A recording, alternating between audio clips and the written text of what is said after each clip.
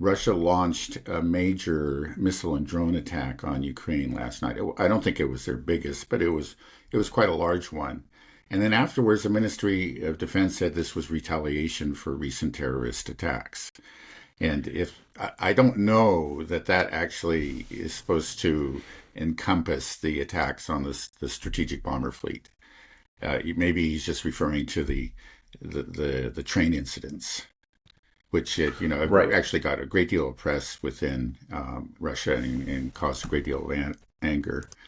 Um, yeah, in that phone conversation that you referred to, right? Putin said that he would have to retaliate, according to Trump. Now I hear that. Well, Trump, he's not the most reliable source, but then later Peskov, the Kremlin spokesman, came out and said that yes, indeed, this is something that Putin said, and that he would do it at in a manner and on a date of his choosing, or of the Kremlin's choosing.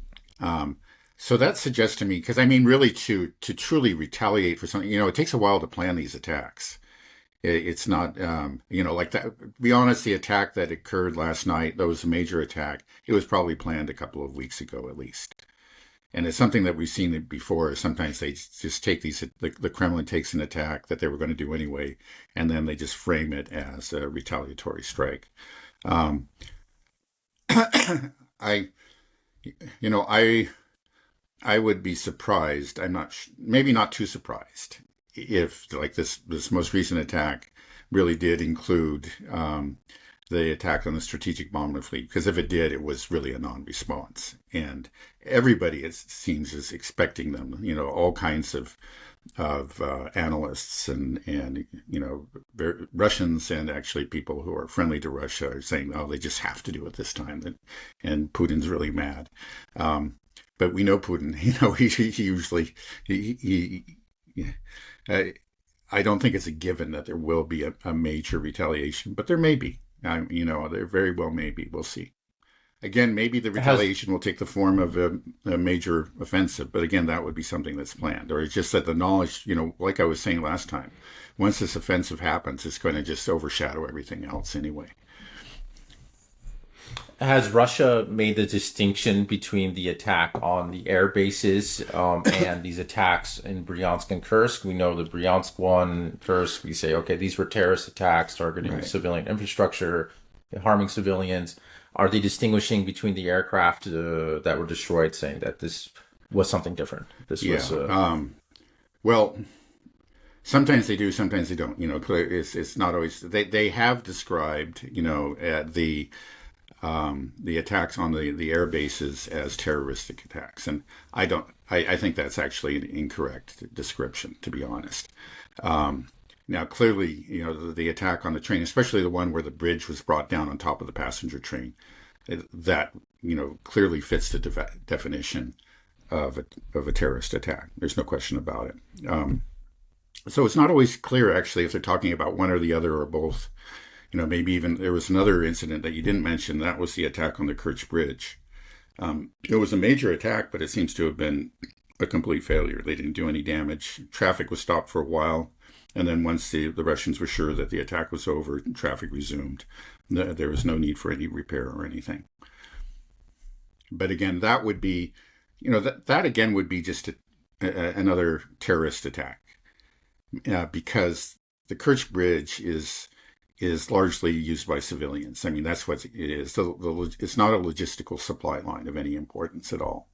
And in past attacks have killed civilians crossing the bridge, and this, potentially very, probably would kill civilians. And of course, the Ukrainians understand that. They know that the Russians don't. The Russian military does not depend on this bridge for supply. The Russians have constructed new rail lines, across the land bridge, and they have no need of the Kerch Bridge anymore. It's mainly just a way of the civilians, residents in Crimea and visitors to Crimea use the bridge because it's convenient. They can save some time.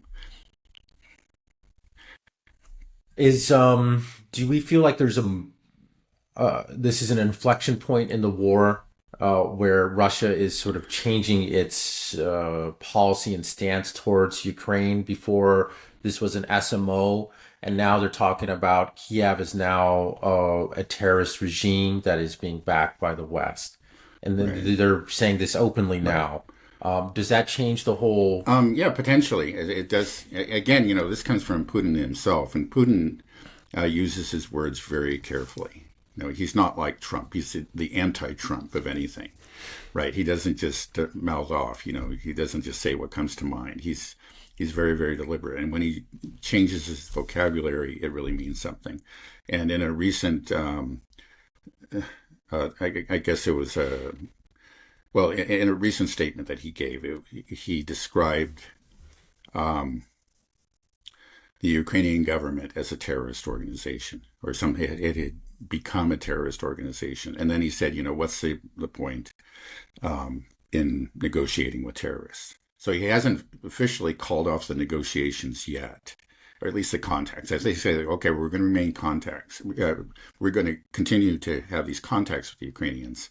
But it certainly sounded like they were giving up on negotiations. And again, it hasn't been made official, but when Putin says something like that, you might as well regard it as official. They are now a terrorist organization, and that should change. You would expect the tactics that the Russians use going forward. Right. There's talk about Russia officially declaring what they're doing in Ukraine as a war. Because so far, it's been referred to as the SMO, a special military operation. I believe it was Pepe Escobar saying that no, it's not declaring it as war. What you're going to be looking at is a CTO. This is now a counterterrorism operation. If they officially label it as a counterterrorism operation, how does that change the way that they are conducting this war?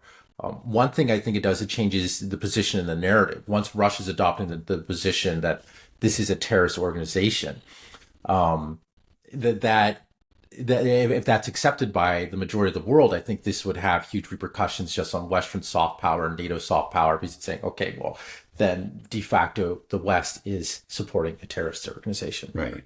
Yeah, again, I think it's not going to have any impact within the West. It's going to be ignored. It's going to be laughed off. It's just Russian propaganda. But yeah, I think you're right. It may affect perceptions of the conflict by the global majority. There hasn't been any official declaration, but again, I guess in the same media event where Putin referred to the Ukrainian government as a terrorist organization, he also used the word war for the first time. He didn't officially declare it as a war. I think actually in Russia, if you declare it a war, then you're talking about a full mobilization, and it would require that the entire economy be put on a war footing if you actually are in a full scale war. So he used the word, but he didn't actually, which I think is significant in itself, but he hasn't made a declaration of war. Let's put it that way. I think Pepe Escobar is right that they may redefine it as a counter-terrorist operation.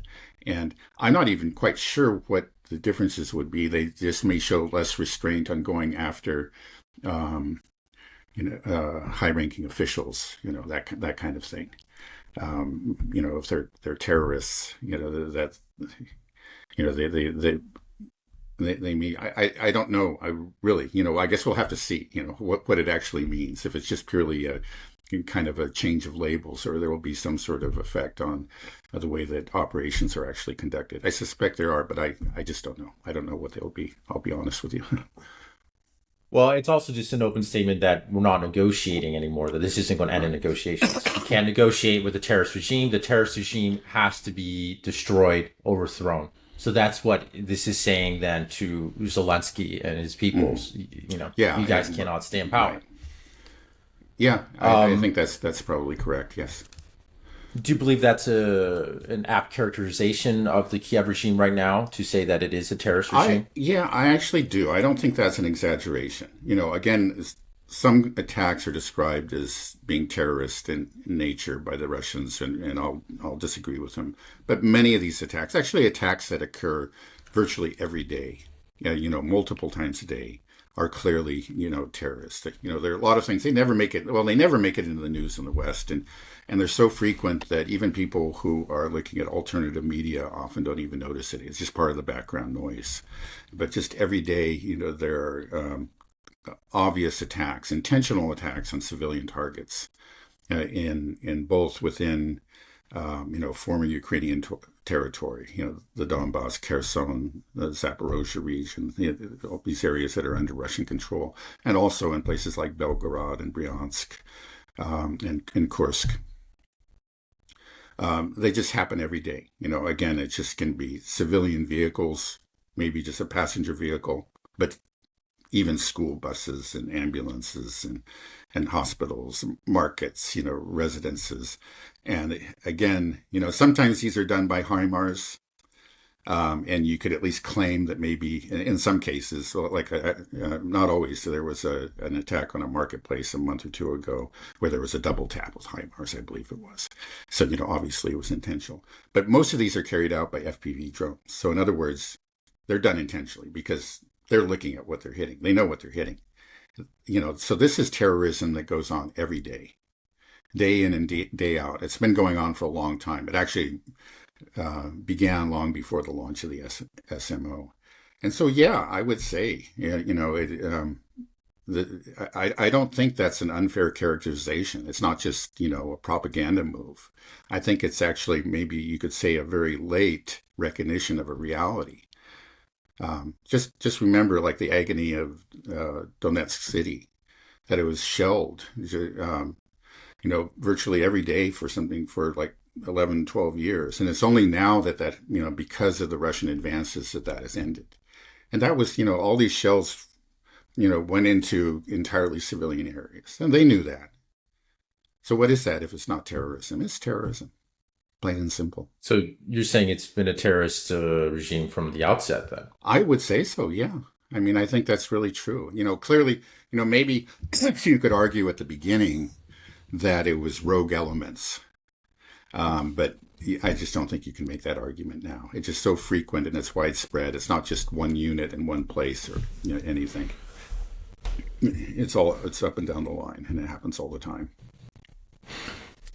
Does it seem to be that these terrorist operations are being done in conjunction with Western intelligence, that Western intelligence is providing them with the ability to carry out many of these terrorist activities? Well, I think the case of the FPV drones, you could say indirectly because they rely on the Starlink, but it doesn't mean that the West is actually involved in the individual decisions to target these things. They just provide the system. They give them the capability to do it, but it is the Ukrainians that are making these decisions, and that's true also of like artillery shelling. When you just fire a shell into the middle of a city, nowhere near to any military installation. That's a decision made by I don't know where the decision's made, but that can be entirely Ukrainian. They're not dependent on targeting data or anything. Now with the HIMARS, there was a report, I think, maybe two, it may even be something like 3 years ago, around the time that these HIMARS strikes were, in every case, were involved the Americans. That they actually approved individual strikes. So I haven't seen that again. It's been a long time. I don't know if that's still true, but that certainly was reported at one stage in the war. So that in the case of a HIMARS strike, there may very well be Western involvement and approval. Again, I would say that that's not true of FPV and artillery strikes, which make up the great majority of these attacks on civilians. Do the Russians believe that they are at war with the West at large right now, that this has already gotten to the point where they are framing it in that sense, or at least at war with the intelligence agencies? Yeah, I think it's a very common perception among Russians, from what I understand. It's an accurate perception, yeah. Right? And, there have been statements by a lot of Russian officials, like Putin hasn't gone quite out and said that. But to my knowledge, but Yeah, I think that's well understood, and it's reflected in a lot of statements by officials, and it's just it's that's the perception among Russians themselves. And it's clear, again, it's actually been reported in Western media that we are very deeply involved in all these strikes. Um, well, not all these strikes, but in the war in general. Very, very, where it just at every level, every facet of the Ukrainian military is supported by and is often directed by the West. And it makes it sound like it's going to be hard to avoid some type of direct confrontation with Russia and the West. I mean, how does Russia have to remove these intelligence agencies? Do they feel? I mean, think about. It seems clear that Britain is getting very deeply involved into this conflict. They were the masterminds behind the Kursk invasion, along with Zelensky, it seems like. And then it sounds like they were heavily involved in this Operation Spiderweb. At least that's what a lot of people are saying. And there's this whole thing, Project Alchemy, that I heard Max Blumenthal talking about, just this long history of all these attacks, this deep intelligence program to destabilize and destroy Russia coming out of MI6. Yeah. Right. I hear those reports too, and I don't, I can't confirm them. We can't, but I think there's little question that they have been very much involved in it. In fact, have taken the lead in certain operations. I think one in particular, this again came out in Western media, was that the Krinky disaster, the establishment of that miserable beachhead on the left bank of the Dnieper, close to Kherson City, that was conceived by the British. And it was the total disaster. They sacrificed a lot of Ukrainian lives and achieved nothing.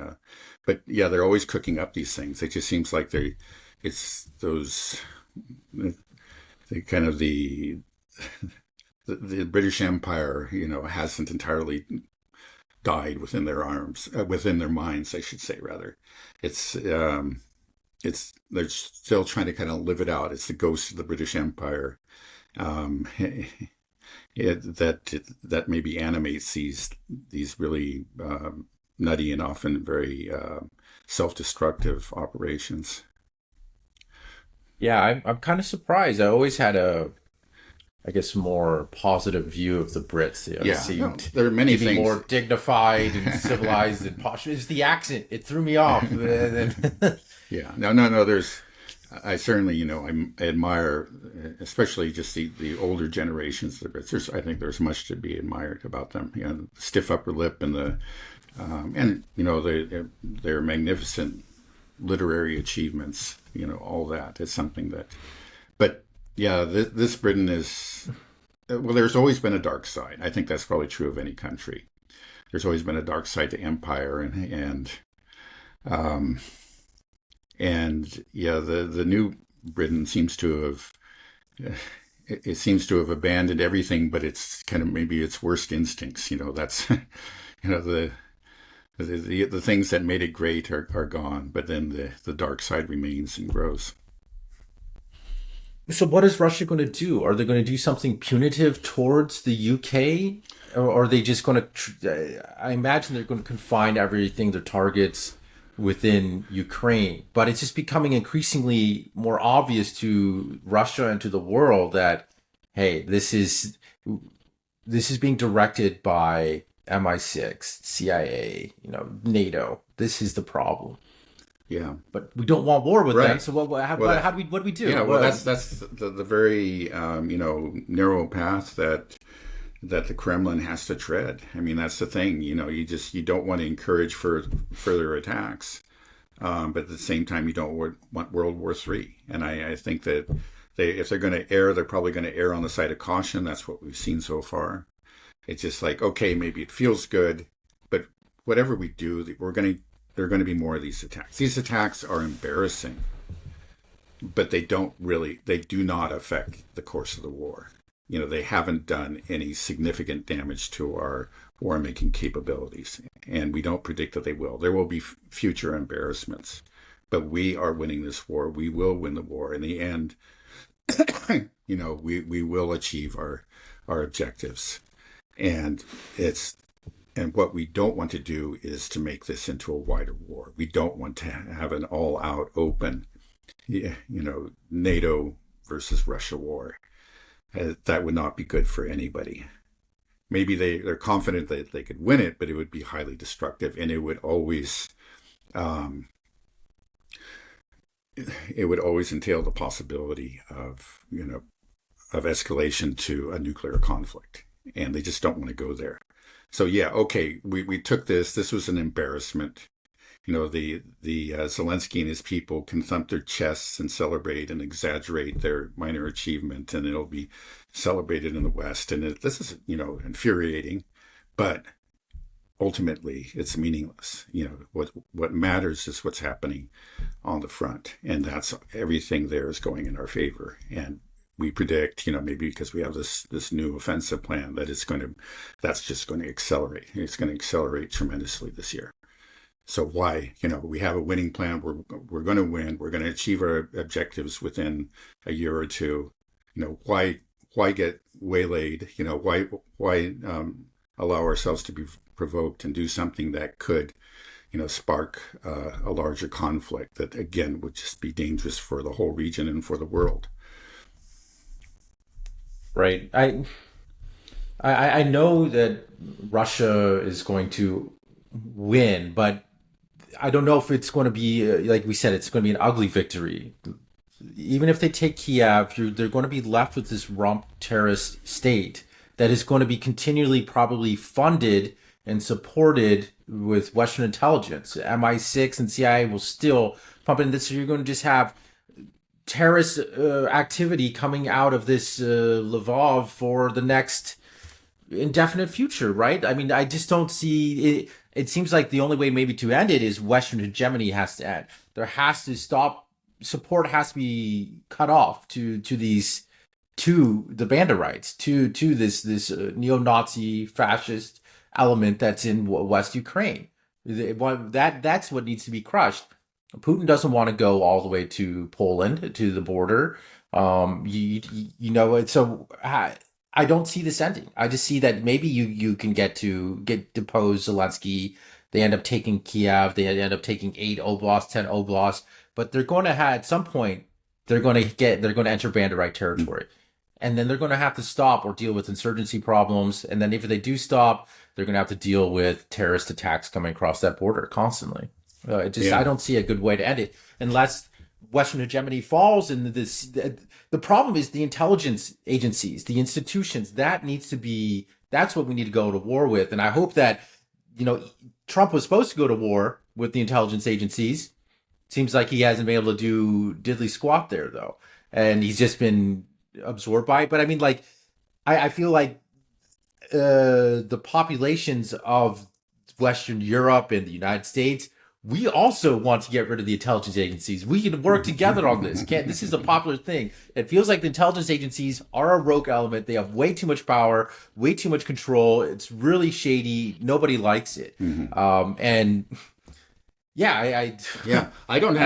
I really don't have an answer for that. I mean, that just seems like an insoluble problem. Certainly in the near term, I just don't see a solution. Most people expect that the Russians will stop when they short of Banderite territory.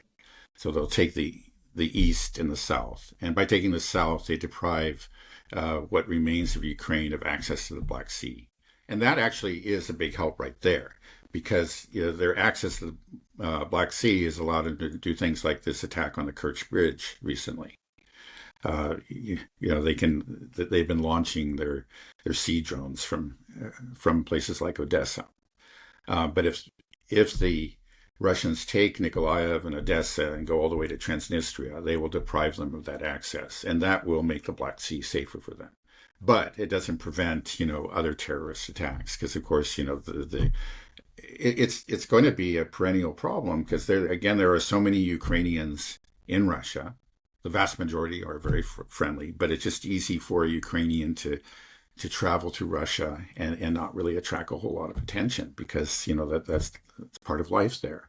And Russia, again, as I said last time, in spite of what we hear in the West, it's not, anything like a totalitarian society. It's a free society. It's a very vast territory. And even if the intelligence agencies are always at the top of their game, I just don't think they can, there's just no way that they're going to prevent, future attacks like similar to the one that we've seen.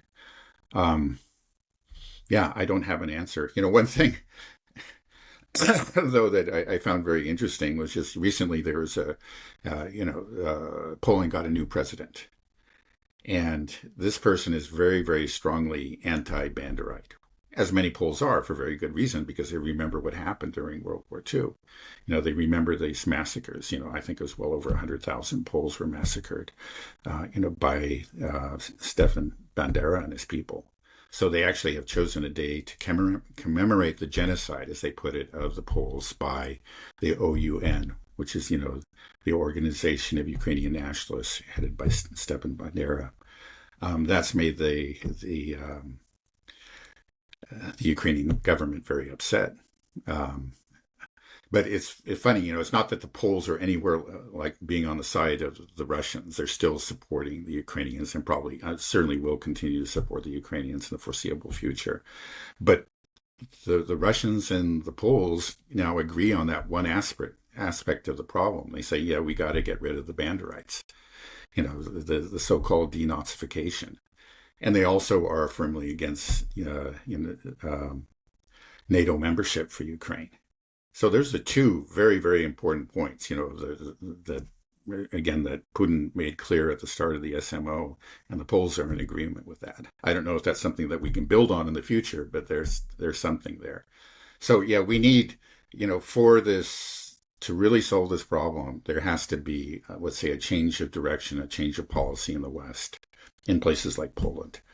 And but if they continue to support, all of Ukraine's worst tendencies, which they've done, and they simply look the other way. Every time there's a terrorist attack, they look the other way. Every time there's a celebration of Stepan Bandera, they look the other way. But if that can change, then maybe there's some hope for a solution for Ukraine. But as things are, they're just so obsessed with hating Russia that they're supporting all of Ukraine's worst tendencies. And I think, even if it's a greatly weakened rump state, it'll be an anti-Russia. I think, as Lavrov and others have put it, it's sort of a state whose main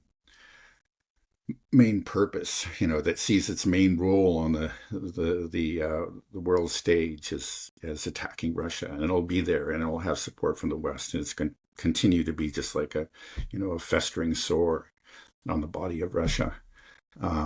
Maybe they can control it, but it's just going to.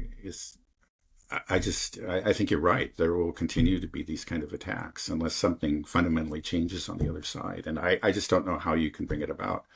Now, some people, for example, Mark Sloboda is one of them, says that, yeah, he knows that the Russians don't want to march all the way to the Polish border, but he believes that they're just going to have to. That's what it's going to, and maybe he's right. It just may be that they realize they have to do it, and it'll be a very bloody and a very unpleasant affair, but maybe they just have to just kind of take this, uproot this, this ideology, really truly uproot it, just take it out root and branch, and the only way you can do that is through actually occupying the territory. But it's more than an occupation. It would have to be a very repressive military occupation. I don't know if the Russians really have a stomach for that.